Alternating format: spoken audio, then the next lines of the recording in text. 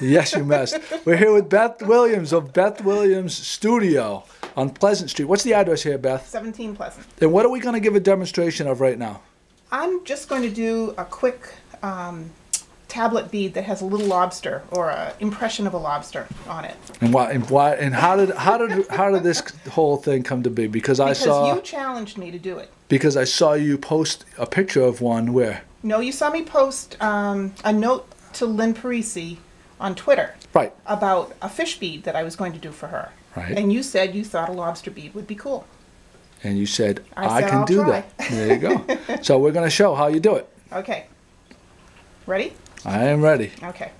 So I'm lighting my torch, which runs on oxygen and propane. I have a blank all started and made in the kiln because watching me make one of these would be like watching paint dry. So that's the kiln. So this is one of my kilns. This is a blank. This piece of white glass is about 1100 degrees right now. Wow. And it has to be preheated for me to bring it into the fire and start working.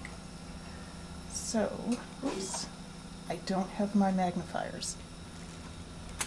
Well, let's give this a shot. You need glasses? Yeah. Oh, we can stop and start. Okay. Sorry. So now what are we doing? Okay, so I'm just rewarming my white blank a little bit so that it's ready to accept the red glass. And then I start heating up the red that will be the impression of the lobster. And I've only done a couple of these, so it's kind of rough, but it certainly gives you the idea. How long have you been doing this? I've been doing the glasswork since '93. So almost 20 years. This is my 20th year in business. Unbelievable. But I was a metalsmith before I started doing glass. So now that I have a nice gather at the end of my red rod and my white blank is ready, I'll take them out of the flame, touch it down, and just bring that around. And then I go back into the flame and melt it off. This will be the basic outline of the lobster. I'm using one of my very high-tech tools. So you're flattening out right now? I'm just sort of shaping it and flattening it a little bit. Mm-hmm. Now I'll do a little bit with the tail.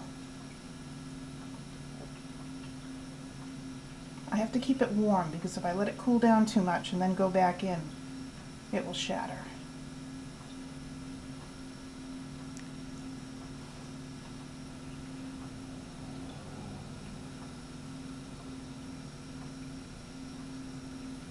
I think I have a little bit too much there. Let's see.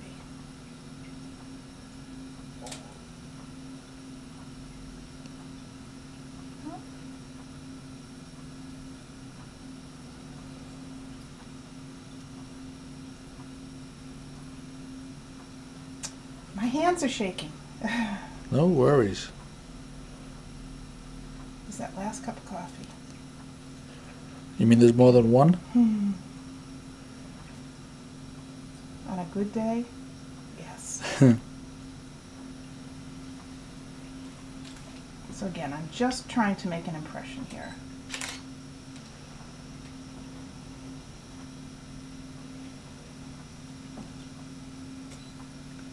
So now You see how it's black? That's going to turn red? it'll go back to red. After it comes back to room temperature, it will come back to this I see. orangey red.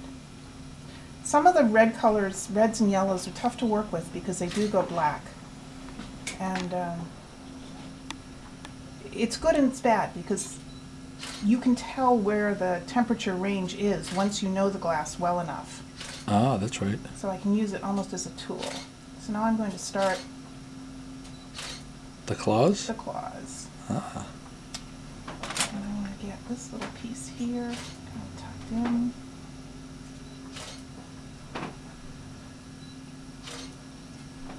And then this will be the cutting claw. What do you call that one? The pincher. The pincher. Okay. And the other one is I'm the very crusher. impressed, by the way, that most artisans artists when they draw a lobster, they do both claws the same. So for you to, you're a true local Gloucester person that you know. My husband's been a lobsterman all his life. Oh, there you go. Part-time. I'm just trying to narrow the point on this a little bit.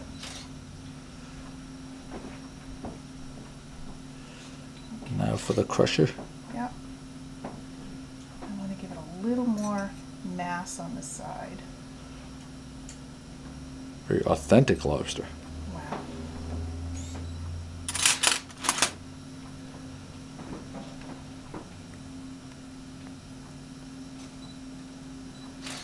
Yeah, artists, they totally give themselves away if they're not real ocean people or seaside community people when you see their rendering of a lobster.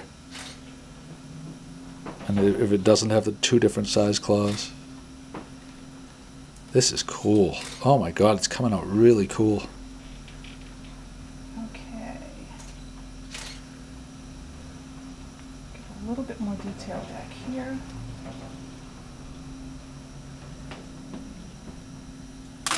And then the last thing I'll do, and this is where it gets a little tough. Yeah, that's a little really fine. Is that glass too? It is. It's called a stringer, and it's a piece that I pulled from the same rod that I'm working from. Actually, I'll do it from here so you can see. I pulled this out earlier.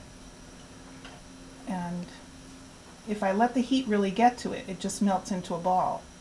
But if I heat the area that I want to attach it to, bring it out and attach it, and then go, just let the heat melt it a little bit. Take my knife and just tap it down.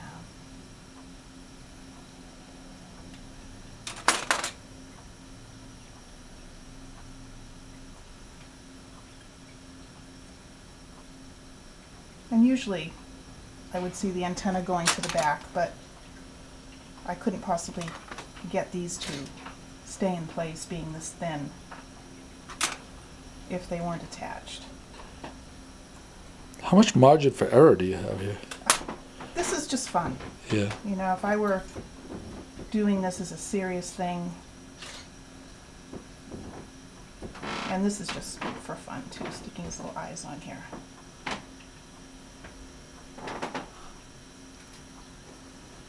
I mean, nobody's going to give me an award for the artistic credibility of this lobster, but it's just kind of fun. It's cool. You know, I'm warming up the back so that it doesn't cool off too much, but I don't want to heat it so that it's becoming mushy. So why do you not want it to cool at this point? Because I want it to be an even temperature before it goes into the annealing kiln. It has to go in and stay in overnight, so that the whole thing comes to one even temperature and cools at the same rate. So that's... Can you hold it down a little bit so you're in the frame and come closer to the lens? Can you see what the lens is? Right there. Oh, down. Right there. Very cool. And come this way, like just a little bit this way. This way. Oh, I'm sorry, I can't see. Yeah, right there. Yeah, there it is. You can see the eyes and everything. Fantastic. Okay, and then I can show you the other one. I'll put this in the kiln here.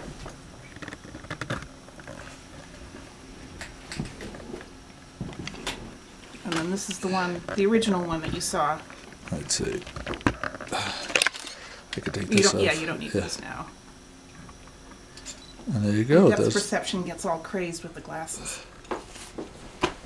Oh, no, Manny. I hate having my picture taken. I truly... Very cool. Very, very cool. Beth, there you go. For the Good Morning Gloucester readers, she can do it all down here. What's the address? What's the website? www.bethwilliams.com. There you go. Thank you, Beth. Thank you. Okay.